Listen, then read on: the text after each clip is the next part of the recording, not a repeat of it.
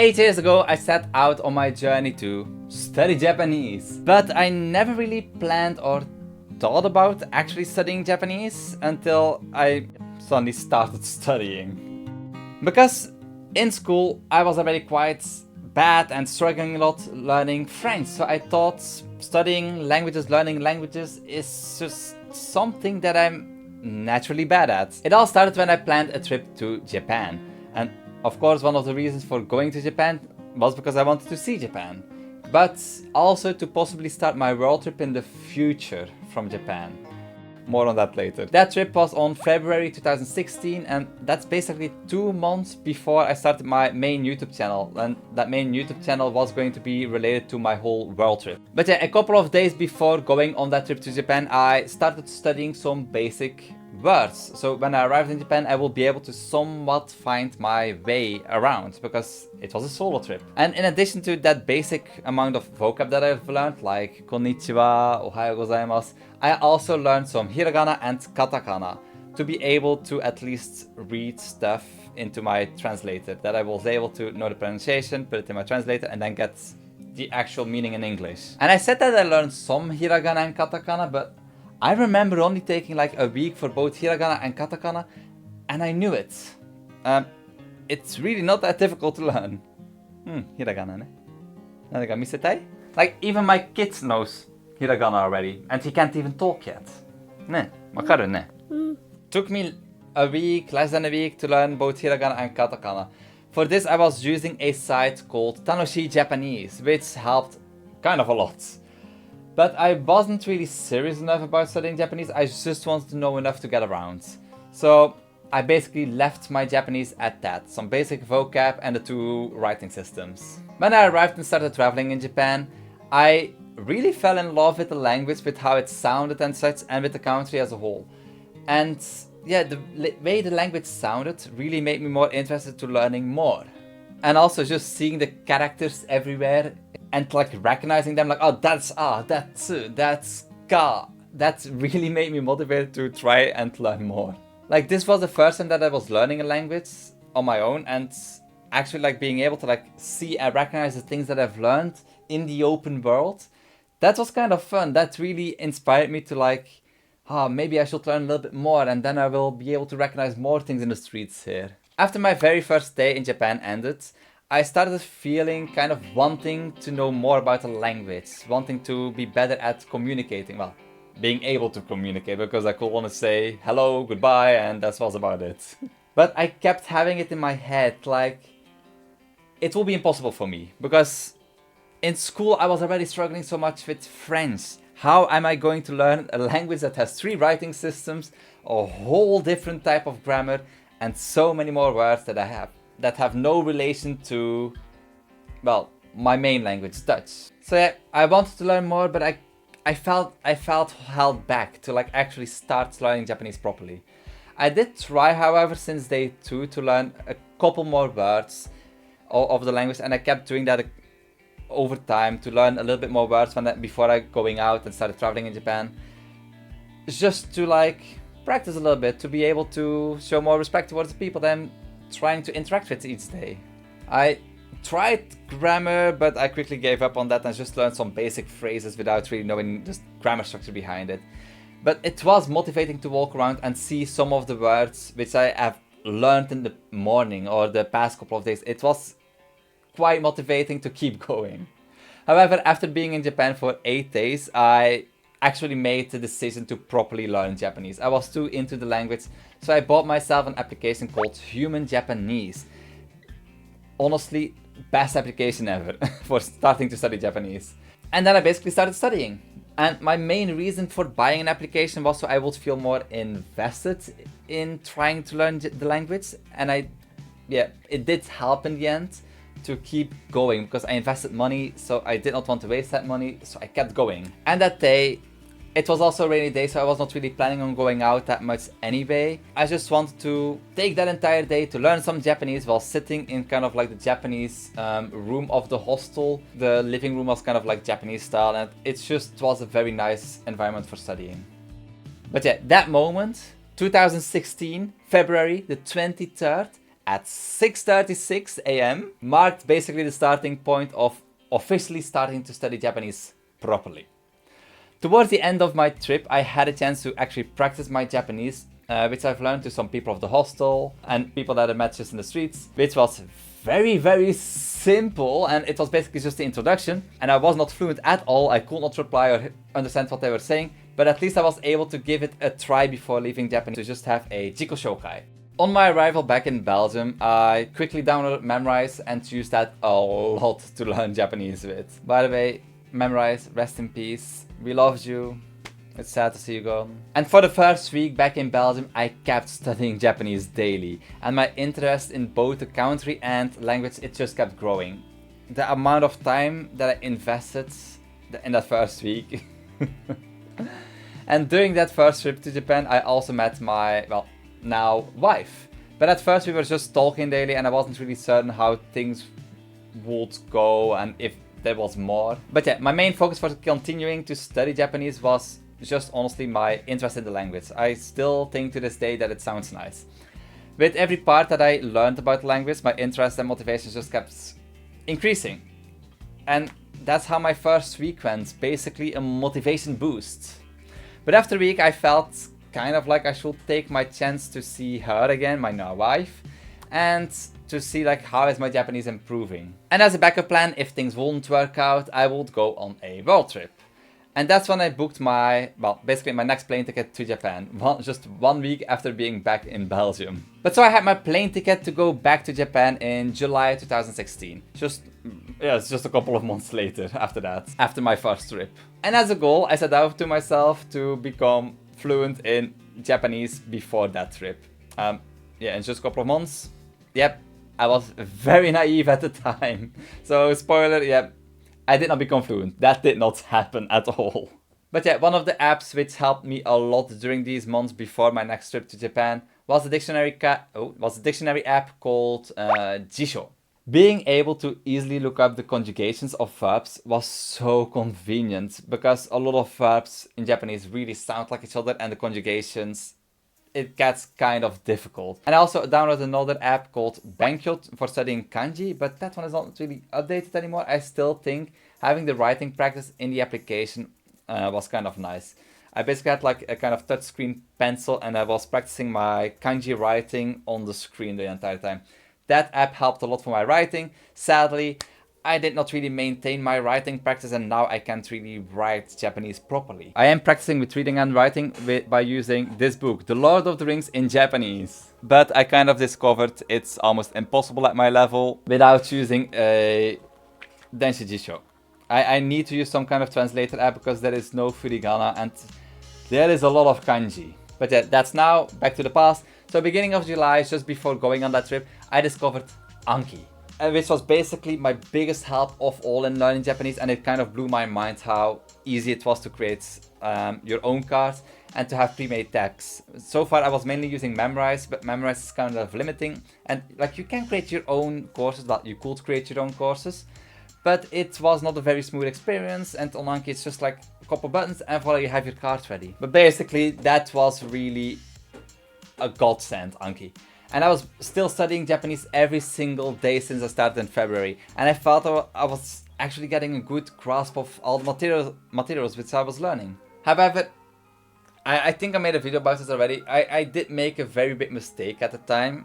And that was probably the main reason of why I was not really improving that much. And that was basically, I was only practicing with Anki, Memrise, Human Japanese. But I was not really practicing with like native materials, so I had no reading or listening practice. Sure, I understood the things that I was learning to that point, but I was giving myself kind of like a tunnel vision, and I was still kind of at the first % mark of learning the language. I was really nowhere near being able to have like very, very simple conversations at the time because I kept focusing on the exact same parts for the amount of months that I was studying at that time. So yeah, little surprise to no one, when I arrived in Japan, I got a very big reality check and realized that I still light years away from actually being able to communicate with Japanese people. Well, with people in Japanese. And although a hit to my confidence, it wasn't enough to make me stop studying Japanese. I just kept going and thought from, okay, if I just keep practicing, I will improve to the point that I will be able to communicate with people. And as time went on during that trip, things started going well with my now wife. My Japanese also kept improving because I kept studying and being surrounded by Japanese. And because everything was going well, I decided to cancel the idea of a world trip. I started thinking more about the future, which will be saving up money to come to Japan as often as I can to be with her and just keep studying Japanese and see how everything turns out. During that trip, I received some books, Mina no Nihongo, but because they are completely in Japanese, and I'm very sorry to say that to the person, like if that person is watching who gave me those books, I'm very sorry, but I did finish them in the end. But at the time, I never really got into them in the first couple of years of studying Japanese. But yeah, once I did go through them, I realized how easy they actually were, and it was just the amount of Japanese inside of them that made me say, uh-oh, and made me not really use them. But if I would have actually used them, it could have boosted my total experience by a lot. Like, I would have been so much better in Japanese if I would have just done that. Throw myself in the uncomfortable zone by surrounding me completely with Japanese, without any English guidance, and just study like that. I should have done that from the beginning. Again, this leads back to my mistake that I talked about earlier. I should have surrounded myself with native materials much more earlier on. That stays like the red line in the story is use native materials. Don't limit yourself because it's difficult, it becomes uncomfortable. No, keep studying and push your boundaries. Try to cross your own limits, because else your whole studying experience is just so much slower. And the Mina no Nihongo books, they are nearly identical to the Genki books, so I would possibly recommend Mina no Nihongo instead of Genki if you are really certain that the amount of Japanese won't scare you away. I arrived back in Belgium around the end of September, beginning of October, and my first thought of action was, I need to find a way to more efficiently study Japanese. So I did a quick look online, and I found a Japanese class, well, Japanese school class thing. Was only one evening a week, kind of close by. So the school was around an hour away from my house by bicycle. No car. 1 hour a week to go and 1 hour back was not too big of an issue for me, so yeah. Now I did enjoy those classes, but the level was a lot lower than my level. And throughout the year I advanced a lot quicker compared to the other students in the class, so there was always like a very big gap. And I felt more like an assistant teacher at like most of the time than a student. But I did decide to join the second year as well, but same thing happened. My level was too high and yeah. Sadly though, there weren't enough students to keep the classes going, so after the second year of those classes, it ended. And even though it was below my level, it gave me enough motivation to keep studying. Being surrounded by other people who had the same goal was motivating. So yeah, it really helped on my mental part of sticking with studying Japanese. Because at that time, especially after my second year, I had been studying Japanese for, almost 2.5 years. It started becoming more difficult to see progress in my Japanese. And yeah, those classes helped me a lot by seeing the progress that I was making more clearly, because I could compare myself to something. In those classes, in those 2 years, we never even finished Genki 1.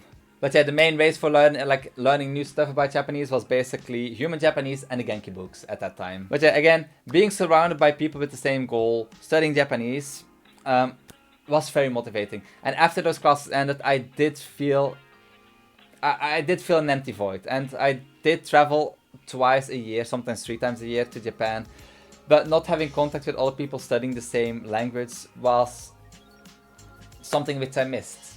And I was not the only one, as nearly everybody from that class stopped studying Japanese. Like, I don't think anybody of those people actually has continued studying Japanese since then.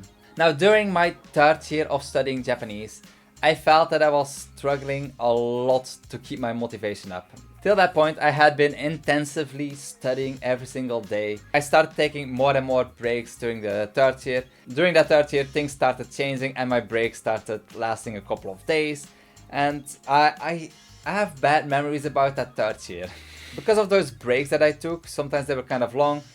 When I get back to it, I would noticed that I forgot quite a lot, which made me feel less motivated as I had forgotten so much. And so it kept becoming like kind of like a spiral. And sometimes I had very motivated days and sometimes very unmotivated days. Like kind of down days. My trips to Japan also kept showing me that my Japanese was still too low. And I could not see myself improving anymore. I could not talk to people. I could still not really understand everything. And with nobody really to talk to or study with, things started becoming more and more difficult to keep going. Something I only realized later as well was that I had been burning myself out. I did not realize that I was burning myself out with the amount of studying that I had been doing, because sometimes I reached study days of 8 hours a day, which is not a healthy thing to do. And I should have been limiting myself more.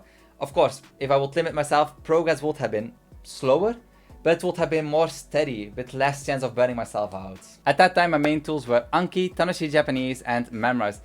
And of course, all the books that I gathered. And looking back at it, it's clear to see why I didn't make much progress at all. I kept studying from tools which I already knew. And yeah, mostly I was studying the basics. I should have switched to more native materials at that point. My kid is making noise again. But yeah, I should have switched to more native materials at that point. And yes, they were going to be quite difficult for me at that stage, but I would have felt more like I was making progress, and I would have gained a lot more motivation from seeing the visible progress that I was making. It all boils down to this. I was afraid to get out of my comfort zone to study more difficult materials, and I kept telling myself that I would possibly get to the point of being fluent anyway if I just continued studying the materials which I already knew. Yeah. I kept running away. I kept running away from the confrontation because I had no confidence in myself. And that area of being over a beginner, but not yet intermediate, that zone is a very difficult zone, and you need to really push yourself to get out of there. Studying the beginnings is easy. And that zone of being between beginner and intermediate is also the time that most people basically give up on studying Japanese, which is a shame.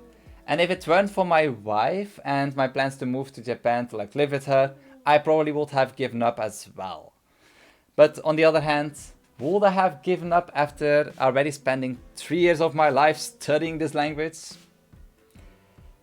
I don't know. Maybe I would have looked for help from other sources or tried to find classes again. But yeah, after all, I did realize that I finally realized that I had to do something and gain more confidence. I started moving on to more difficult words and more difficult grammar, and I started listening more to native materials. I set my phone and such in Japanese, and all the applications that I use, I also put them in Japanese.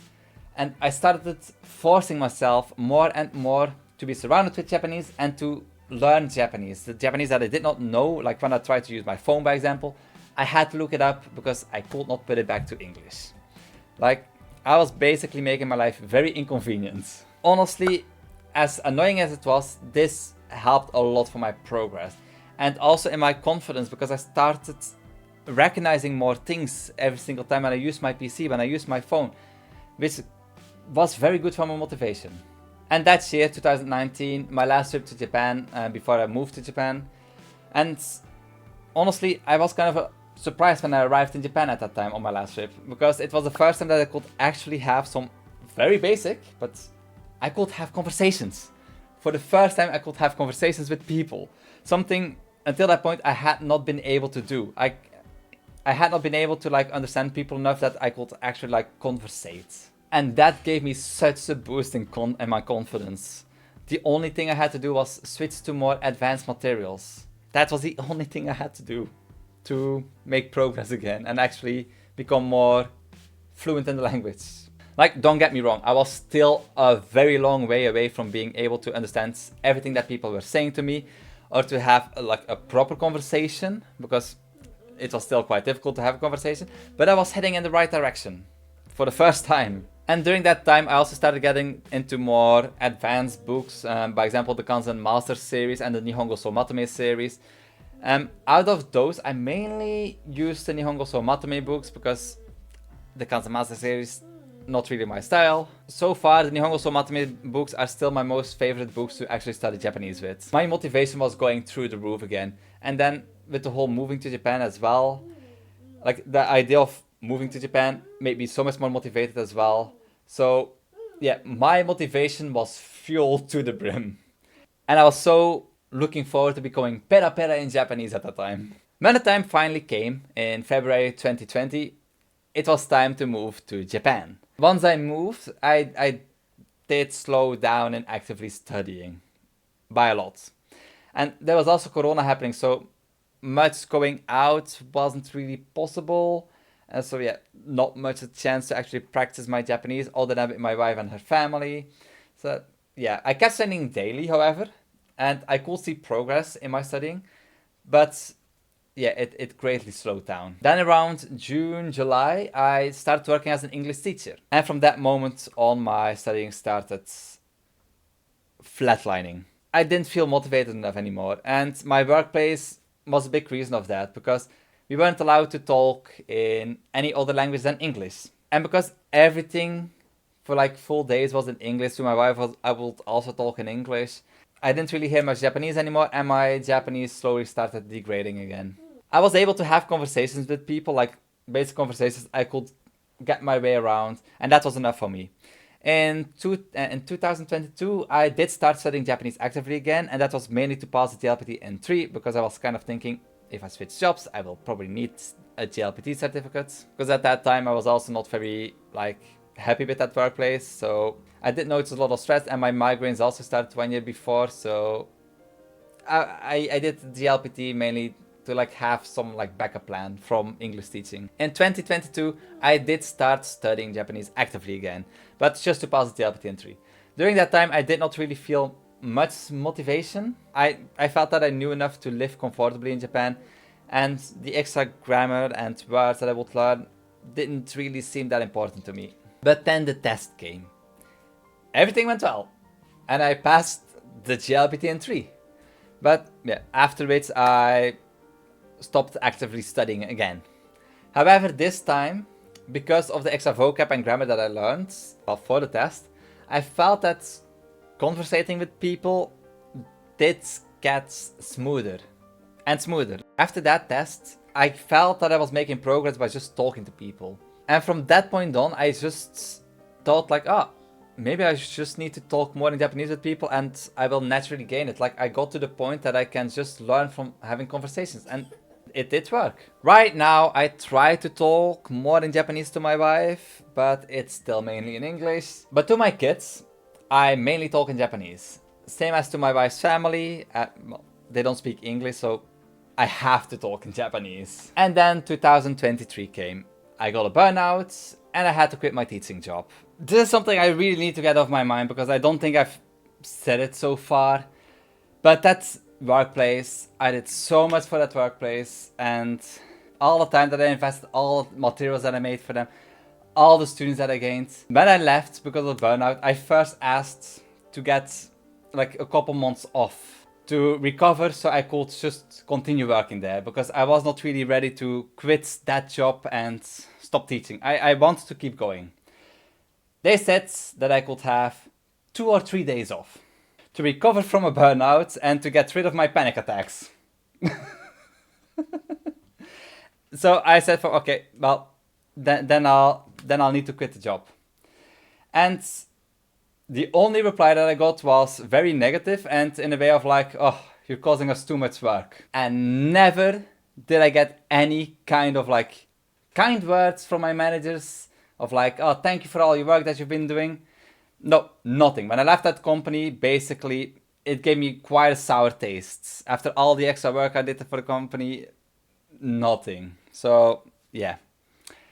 I'm still quite annoyed and angry about that, even so many years later. But quitting that job was a good thing for many things, and one of them being my Japanese. I was suddenly surrounded by way less English and with a lot more Japanese. And using English in conversations with people was something I was kind of refusing myself to do at the time as well. I did not really want to have too much to do with English anymore at that time. So yeah, instead I would keep using the Japanese that I knew. If I did not know something, I would or not talk about that specific subject or try to find other words to explain what I was trying to say. I basically knew enough Japanese to do my chores, to go shopping, to be a stay-at-home parent. The cooking tutorial, like I became a stay-at-home from that point on, and all the things that I did, like cooking tutorials, were fully in Japanese. Programming documentation, when I do programming, in Japanese, when available. It's not always available. After 8 years, would I call myself fluent? Not yet. I still have my occasional moments of not understanding a certain word or a certain grammar part, and yeah, reading is not my strong point yet. As especially the last couple of years, I've only been kind of focused on having conversations, listening and talking, and I have not really done much reading at all. But I can say with confidence that I can throw myself in any situation here in Japan and I'll probably be just fine. I broke my hand and I had to go to the hospital, and like for a couple of times my wife went with me, but for most of the times I went alone. I could talk to the doctor, I could find my way around in the hospital, which Japanese hospitals, not easy, but I was able to do it. That person at the reception, when she tried to pronounce my name, often became very ashamed for not knowing how to pronounce my name and everybody realizing that she did not pronounce my name correctly. But yeah, it was a fun experience altogether, even though, well, yeah, my hand got broken. I do think, although my 8 years of studying Japanese were quite bumpy with lots of ups and downs, I do feel like I achieved quite something looking back at it, as I'm quite happy with my Japanese level right now. And I do want to help people learn Japanese as well with my videos, but I also kind of want to start helping people with like sessions. So basically one-on-one sessions, 50 minutes. We can talk about your whole studying routine right now, see where it can be improved. I can help with the basics. It's basically something I want to do. There will be a link to the description. I don't want to advertise it too much. Basically, you can have 50 minutes with me in which I help you with your Japanese. With 8 years experience and with the mistakes that I've made, I have a lot of advice. Link in the description. And as with every journey, the beginning is probably the most interesting part. And that's also how it feels for me. The whole discovering of the language keeps your motivation up to a certain degree. But then when gotten used to it, to the language, you kind of need to start trying harder and harder to keep that motivation going, to actually reach new progress. And it's kind of an endless cycle in my opinion, trying to stay motivated, studying enough, but not too much, and maintaining your personal life. Something I did not really do that much. I did a terrible job at maintaining my personal life. That's it for me. Thank you all for watching, and please share your experience in the comments below. Maybe they will advise, well, maybe you can give some advice to people, maybe it will motivate people, who knows. And I'll see you in the next video. Bye bye.